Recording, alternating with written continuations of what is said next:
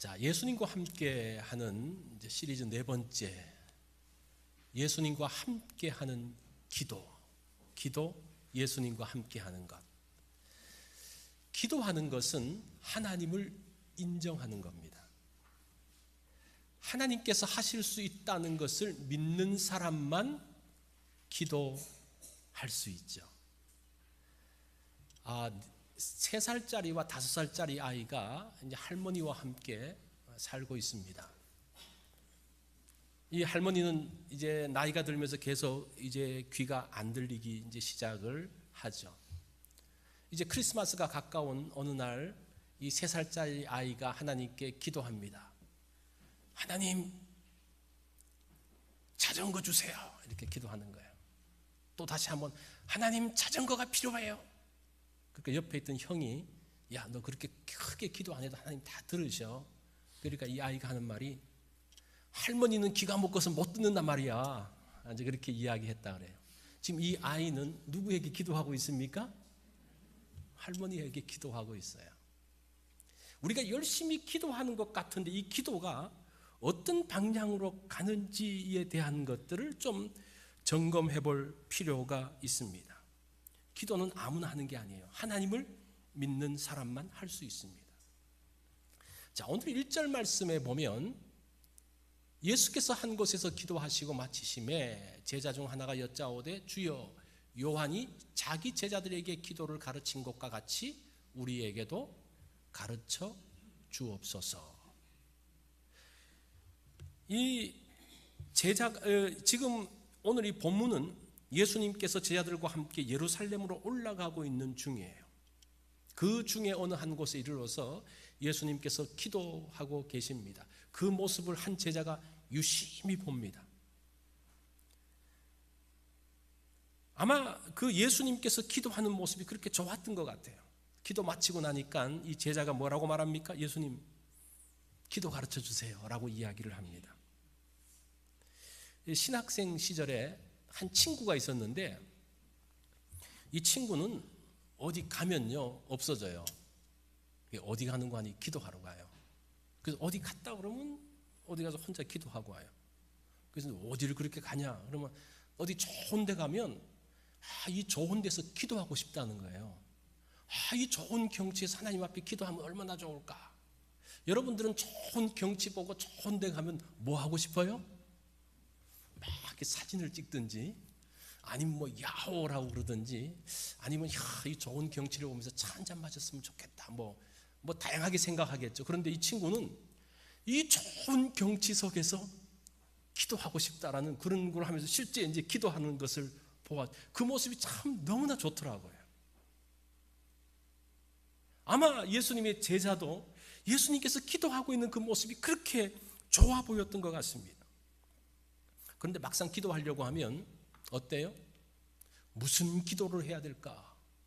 특별히 처음 교회 나온 사람이 가장 곤욕스러운 게 뭔가 하니 이제 기도해야 되는데 눈 감고 도대체 뭘 해야 되는 건지 굉장히 당황스러울 수가 있습니다.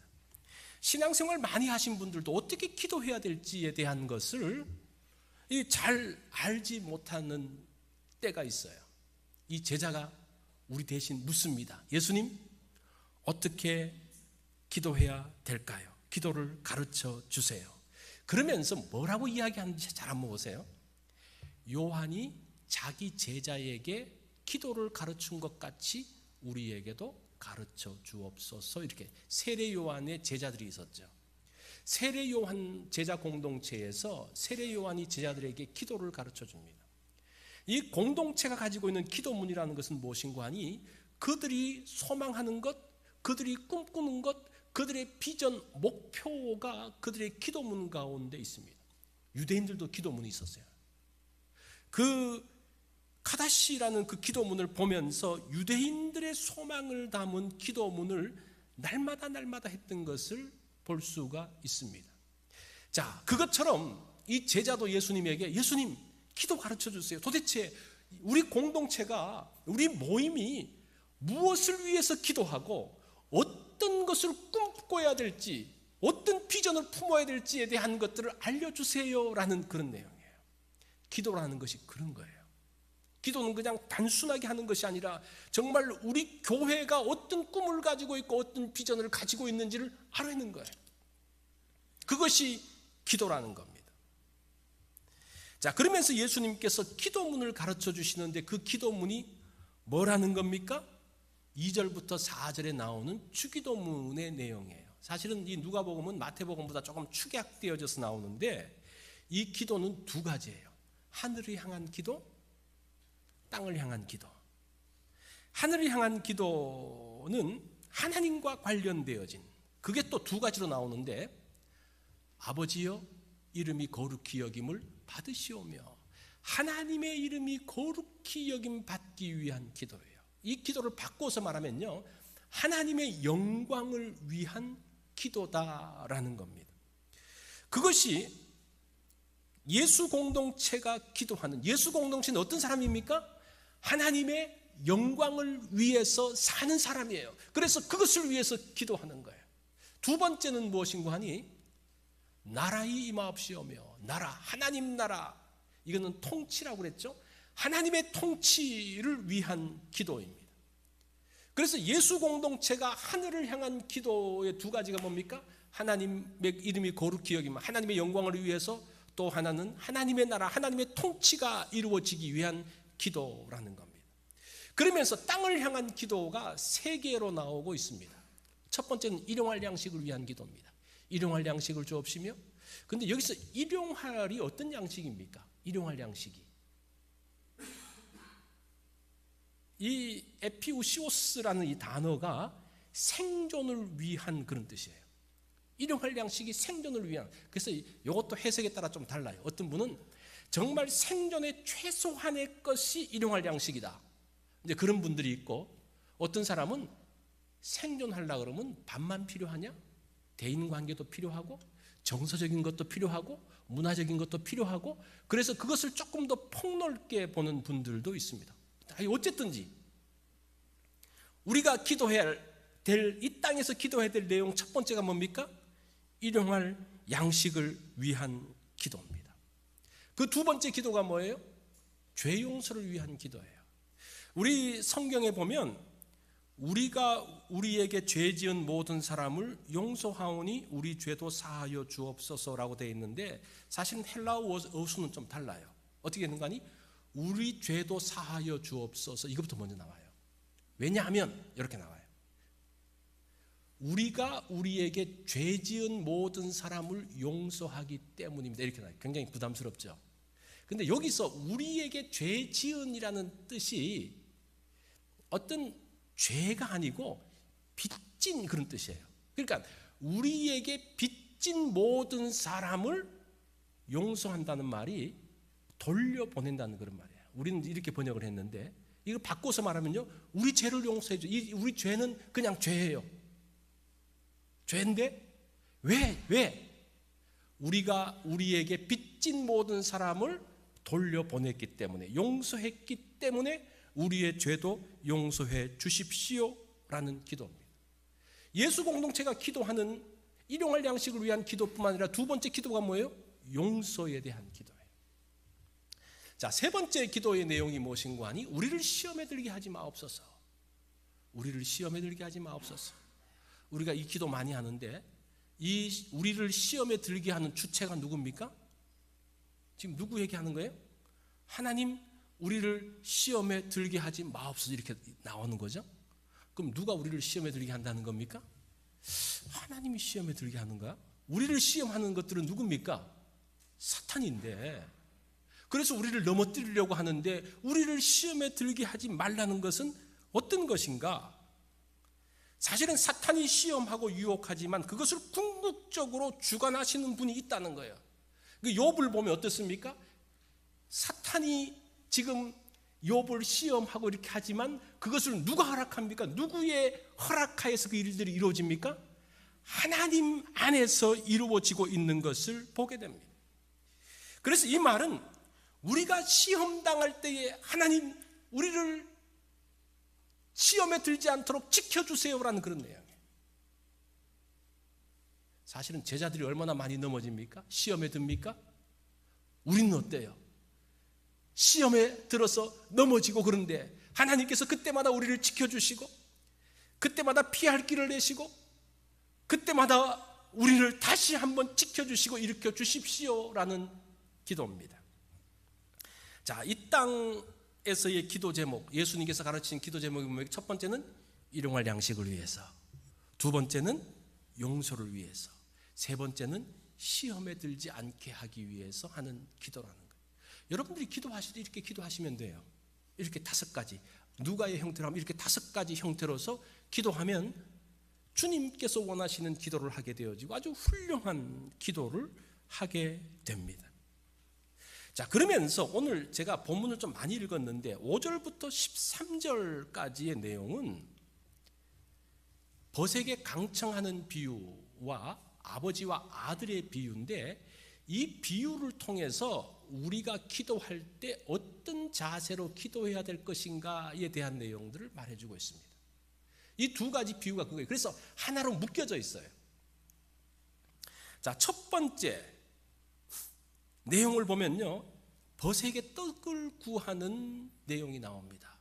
5절과 6절에 보면 너희 중에 누가 벗이 있는데 밤중에 그에게 가서 말하기를 벗이여 떡 3덩이를 내게 구워달라. 내 벗이 여행 중에 내게 왔으나 내가 먹일 것이 없노라 하면, 이 팔레스타인 지방은 굉장히 무덥기 때문에 여행을 낮에는 하기가 어렵습니다. 그래서 저녁 때 밤에까지 이어져요. 그래서 한 친구가 여행 중에 있는데 밤늦게 한 친구의 집에 온 거예요.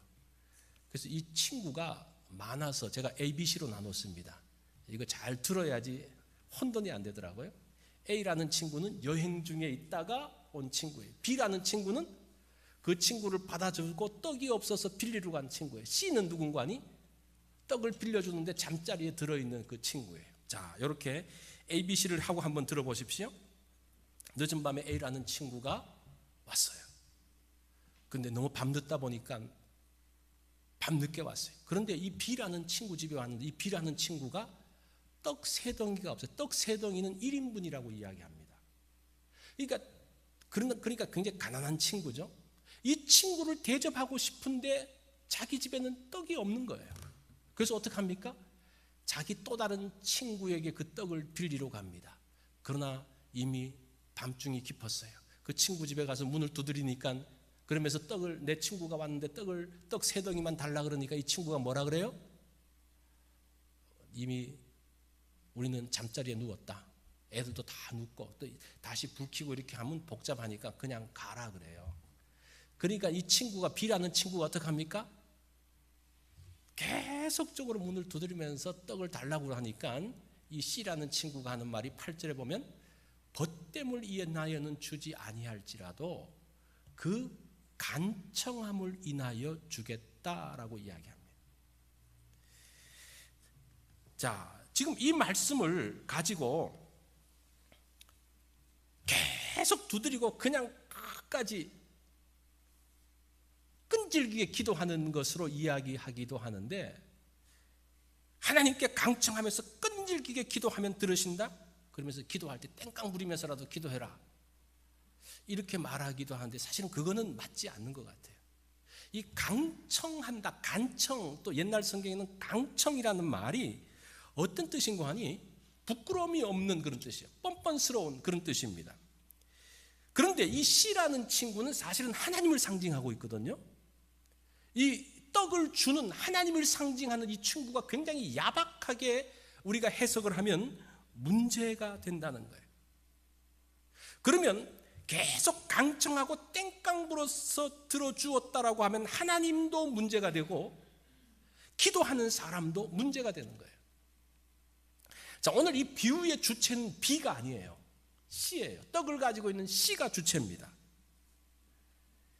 이 B가 떡을 요청할 때에 강청함을 인하여 C가 친구로서 부끄러움을 당하지 않게 하기 위해서, 이 강청이 부끄러움이 없는 그런 뜻이죠. C가 친구가 와서 막 부탁을 할 때에 만약에 친구가 부탁하는데 들어주지 않으면 그거 친구입니까? 친구가 아니죠. 그거는 말이 안 맞죠. 그러니까 친구로서의 부끄럽지 않게 친구로서 명예를 지키기 위해서 주었다라는 그런 말입니다. 그래서 이 비유에서 중요한 것은 무엇인가 하니 하나님은 우리의 친구라는 거예요. 하나님은 우리의 친구다. 우리가 필요할 때 떡이 없어서 나의 친구를 대접할 수 없을 때에 하나님께 가서 이야기하면 하나님은 부끄러운 친구, 뻔뻔스러운 친구가 아니라 우리의 필요를 주시는 친구이신 하나님이라는 거예요. 이해가 되십니까? 이거 지금 우리가 갖고 있는 생각을 바꾸지 않으면 이 말이 잘 이해가 안 될 거예요. 이 강청이라는 말을 B에게 적용해서는 안 되고 C에게 적용을 해야 된다는 거예요. 그 하나님은 우리가 필요한 것을 아뢰일 때, 우리에게 구할 때 이 C처럼 이미 잠들었어, 더 이상 깨우지 마, 왜 그래, 그런 게 아니라 하나님은 친구로서 전혀 부끄럽지 않은 충분히 필요한 것들을 공급하시는 친구이신 하나님이라는 그런 말이에요. 우리가 그러면 기도할 맛이 나잖아요. 하나님은 하나님께 기도하는데 그 하나님은 어떤 하나님이에요? 친구이신 하나님이에요. 그러면서 그 필요를 구하는 모습이 9절에 나옵니다. 9절에 보면요, 구하라 그러면 너희에게 주실 것이요, 찾으라 그러면 찾아낼 것이요, 문을 두드리라 그러면 너희에게 열릴 것이니. 자 보세요, 필요할 때에 떡 세 덩이가 필요할 때 구하라는 겁니다. 찾으라는 거예요. 와서 문을 두드리라고 이야기합니다. 그러면 하나님께서, 친구이신 하나님께서 어떻게 하신다는 겁니까? 그 필요한 것들을 주시고 공급하시는 하나님을 말씀하고 있는 거예요. 우리가 기도할 때에 그 하나님을 기억할 필요가 있어요. 하나님은 어떤 분이신가? 우리의 친구이신 하나님, 우리의 필요를 채우신 하나님, 우리가 왔을 때에 우리를 부끄럽게 하지 않는 정말 좋은 친구이신 하나님으로서의 모습을 오늘 본문이 말씀을 하고 있습니다. 자, 그러면서 두 번째 비유는 무엇인가 하니 아버지와 아들의 비유예요. 11절부터 보면 너희 중에 아버지 된 자로서 누가 아들이 생선을 달라 하는데 생선 대신에 뱀을 주며 알을 달라 하는데 정갈을 주겠느냐? 너희가 악할지라도 좋은 것을 자식에게 줄 알거든. 자, 첫 번째 비유에서는 기도할 때 하나님은 우리의 친구로서의 하나님을 이야기하는데, 여기서는 하나님은 어떤 분이라는 겁니까? 우리의 아버지라는 겁니다. 친구보다 아버지가 한 걸음 더 나가는 거죠. 그 아이들이 아버지한테는 어떻게 구합니까? 미안하게 구하지 않고 굉장히 당당하게 요구를 해요. 뭐 맡겨놓은 것처럼 이야기하잖아요. 그러니까 우리가 기도할 때에 그 친구로서의 하나님뿐만 아니라 우리의 아버지로서의 그 하나님께 우리의 필요를 아뢰고 있는 것을 보게 됩니다. 하나님은 우리의 좋은 아버지이기 때문입니다. 자, 그런데 우리의 기도를 들으신 하나님이 우리의 기도를 들으시고 하나님께서 우리에게 주시는데 무엇을 주신다고 이야기합니까? 너희 하늘 아버지께 구하는 자에게 무엇을 주신다? 성령을 주시지 않겠냐. 이게 뭐지? 예를 들어서 내가 돈 달라고, 돈이 필요하다고 구했는데 하나님이 뭘 주시는 거예요? 성령님을 주시는 거예요. 이 응답이에요? 이거 어떻게 봐야 됩니까? 여러분이 필요한 것들을 구했는데 성령 하나님이 쓱 오시면 이 좋은 겁니까? 안 좋은 겁니까? 어떤 거예요? 이 마태복음에서는요, 이 본문을 가지고 하늘에 계신 너희 아버지께서 구하는 자에게 좋은 것으로 주지 않겠느냐 그렇게 이야기해요. 이 좋은 것이 사실은 누가는 뭐라고 이야기합니까? 성령님이라고 말씀을 하고 있습니다. 자, 이것이 좋은 것이 될 수 있을까? 사실은 그 힌트가 로마서 8장 32절에 있는 것 같아요. 자기 아들을 아끼지 아니하시고 우리 모든 사람을 위하여 내어주신 이가 어찌 그 아들과 함께 모든 것을 우리에게 주시지 않겠느냐. 이건 역시 하나님께서 뭐라고 말씀하십니까? 하나님이 어디까지 들어주신다는 겁니까? 우리가 기도하는 것을 어디까지 들어주신다는 거예요? 아들까지 주신다는 거예요. 아들을 줬다는 것은 다 줬다는 거예요. 그 이전에 있는 모든 것, 뭐 돈이 필요하고 또 뭐가 필요하고 필요한 것 다 해서 마지막 아들을 주는데 아들까지 주시는 분이라고 이야기해요. 모든 것뿐만 아니라 아들까지 주시는, 이것을 그대로 대입을 해본다면 성령님을 주신다라고 했을 때 우리가 필요한 것뿐만 아니라 누구까지 주신다는 거예요? 성령님까지 함께 주신다는 거예요. 성령님이 어떤 분이십니까? 이 파라클레토스라는 이게 옆에서 말하는 분, 돕는 분 그런 말이에요. 옆에서 말하다 그런 말이에요. 자, 우리가 어떤 이제 가구를 주문하잖아요, 그죠? 뭐 가전제품 이거 뭐 하여튼 가구를 주문했다고 한번 생각해 보십시오. 근데 가구만 덜렁오면 어떻게 하겠습니까? 근데 가구 아주 멋진 가구를 주문하면 누가 따라옵니까? 조립해 주는 사람이 따라오잖아요, 그죠? 그래서 딱 맞게 딱 세팅해 주는 거예요. 저는 그 생각이 들더라고요. 이 성령님이 도대체 어떤 것으로 오시느냐? 우리가 필요한 것들을 간구했어요. 그런데 성령님께서 함께 오셔서 이것을 최선의 것으로 쓸 수 있도록 우리를 안내하시고 도우시는 분으로 우리에게 오셨다라는 겁니다. 예를 들어서 우리가 뭐가 필요해서, 자, 제가 아까 돈이라고 이야기했는데 돈이 필요해서 구했어요. 이게 돈 잘못 쓰면요 큰일 납니다. 완전 인생 망칠 수가 있어요. 그런데 이것을 주실 뿐 아니라 성령 하나님께서 우리로 하여금 이것을 어떻게 써야 될지 잘 안내해 주시는 거예요. 이게 좋은 것이 될 수밖에 없는 거예요.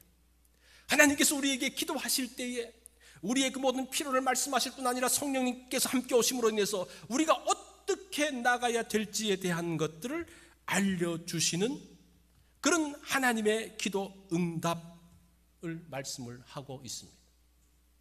그런데 어떤 사람들을 보면요, 힘들어도 다른 사람에게 잘 부탁하지 않는 사람이 있어요. 그런 사람 있죠. 그게 왜 부탁하지 않을까 생각해 보니까 첫 번째는 부탁해도 들어줄 것 같지가 않아서 부탁을 안 해요. 그죠? 부탁하면 뭐예요? 그냥 어떤 사람한테 뭘 부탁하면요 실컷 잔소리만 하고 그냥 돌려보내요. 그럼 얼마나 이게 화가 나요? 그럴 것 같아 아예 안 하는 거예요. 두 번째는 이 부탁을 하면 들어주기는 들어주는데 생생을 내는 게 포기가 싫은 거예요. 그래서 그냥 안 하고 말지 뭐 그런 분들이 있습니다. 그런데 하나님은 어떻습니까? 우리가 기도하고 아랠 때에 어떻게 한다고 말씀합니까? 우리의 기도를 들으시고 친구처럼 아빠처럼 우리의 그 모든 것들을 들으시는 그 하나님, 우리를 부끄럽게 하지 않으신 하나님, 그분이 우리가 기도하는 대상이라는 거예요.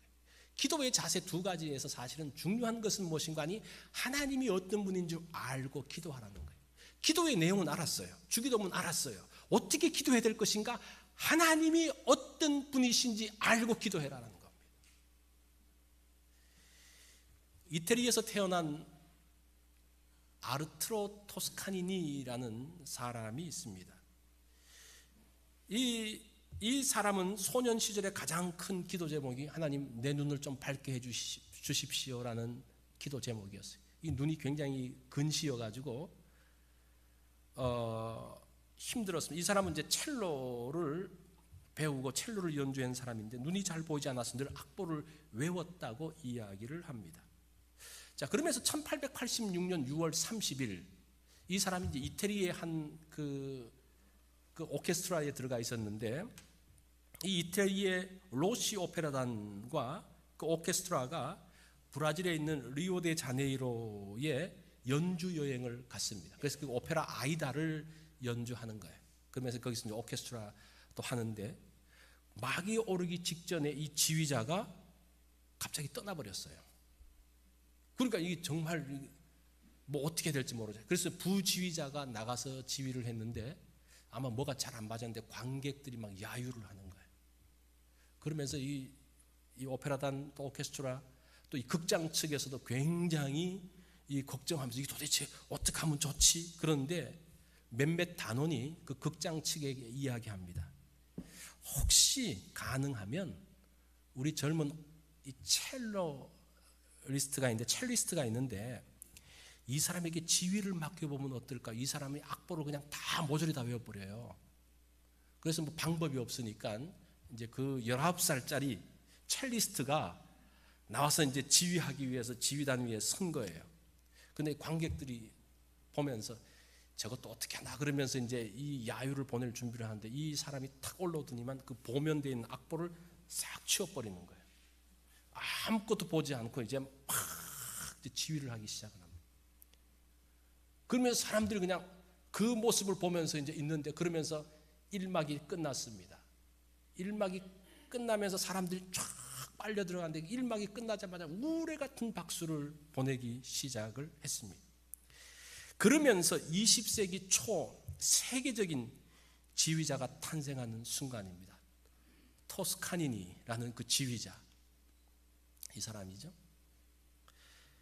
자, 기도의 응답이라는 것은 자신도 알지 못하는 한순간에 이루어집니다. 저는 요즘 느끼는 게 무엇인가 하니, 우리가 뭘 할 때 그냥 조금씩 만들어지는 것도 있지만, 많은 경우는 한순간에 그냥 팍 일어나는 것 같아요. 사람의 변화도 한순간에 그냥 탁 일어나는 것 같아요. 우리의 그 기도 제목도 조금씩 이루어질 때도 있지만, 더 많은 경우는 한순간에 그냥 탁 일어나는 것을 볼 수가 있습니다. 그 어린 시절에 했던 그런 기도, 오히려 그가 눈에 보이지 않음으로 인해서 오히려 기회가 되어졌던, 이제 그 이후에 이제 이 사람의 그 세기가 열리게 되죠. 일본 기독교 지도자인 우찌무라 간조가 이런 이야기를 했습니다. 성도의 기도는 모두 응답받는다. 다만 기도자의 뜻대로가 아니라 하나님의 뜻에 의해서 응답받는다. 우리가 육신을 위해 기도할 때에 하나님은 영혼을 위해 들어주시고, 우리가 오늘을 위해 기도할 때에 내일을 위해 들어주시며, 현세를 위해 기도할 때에 내세의 영원한 생명을 위해 들어주신다라고 이야기해요. 하나님은 반드시 우리의 기도를 들어주세요.